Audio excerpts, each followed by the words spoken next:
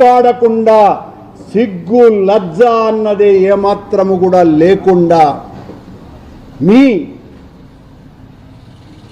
రాజకీయ మంత్రాంగాన్ని చూసి శకుని ఒకవేళ బతికి ఉంటే మిమ్మల్ని చూసి బావురుమనేటువంటి పరిస్థితి. శకుని లాంటి వాడు కూడా భయపడి బెంబేలెత్తి పారిపోయేటువంటి పరిస్థితి చంద్రబాబు నాయుడు గారు. ఇంత అన్యాయమైనటువంటి ఆరోపణలా? దీనికి మళ్ళీ మీరు మొన్న గుడిని శుద్ధి చేయండి అని ఆదేశించాడంట.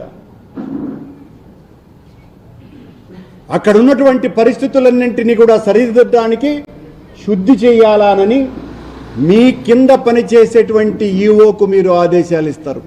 ఈ ఈఓ జూలై నెలలో ఆ ఏఆర్ కంపెనీ అనేటువంటి సరఫరా చేసేటువంటి నెయ్యిని టెస్ట్ చేస్తే అందులో ఎడిబుల్ ఆయిల్స్ దొరికినాయి, వనస్పతి ఉన్నట్టుగా ఉంది అని పత్రికా సమావేశంలో ప్రకటించినటువంటి శ్యామలరావు గారు,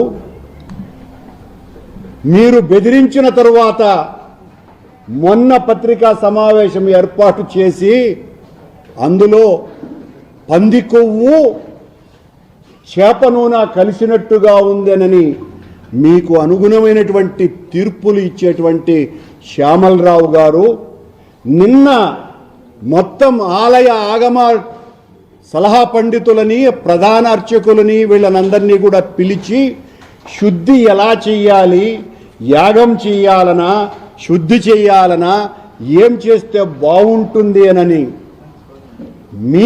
మీ పాలనలో చంద్రబాబు అధికారంలోకి వచ్చిన తరువాత మీ ద్వారా రిజెక్ట్ కాబడ్డటువంటి, అది వాడనటువంటి నెయ్యి, రిజెక్ట్ కాబడ్డటువంటి నెయ్యిని చూపించి మొత్తం అంతా కూడా వైఎస్ఆర్ కాంగ్రెస్ పార్టీ హయాంలో ఈ నెయ్యే వాడారు అని దమ్ముగా అబద్ధాలు చెప్పే చంద్రబాబు నాయుడు గారు నందిని నెయ్యి ఎందుకు వాడటం లేదు అని గుండెల మీద చెయ్యేసుకొని చెప్తాను అని చెప్తున్నటువంటి లోకేష్ గారు 14వ సంవత్సరం నుంచి మీరు అధికారంలో ఉన్నప్పుడు 19 వరకు నందిని నెయ్యిని, కర్ణాటకకు సంబంధించిన నందిని నెయ్యి ఎందుకు వాడలేదు? ఒక్క టెండర్లో మాత్రమే నందిని నెయ్యి 6 నెలలు మాత్రమే ఎందుకు సరఫరా చేయబడింది?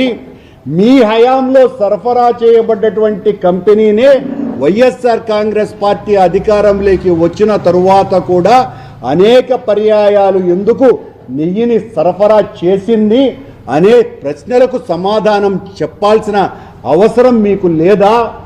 ఆ రోజున అతి తక్కువ ధరకు నెయ్యి ఎలా సరఫరా అవుతోంది అని ప్రశ్నిస్తున్నటువంటి మీరు మీ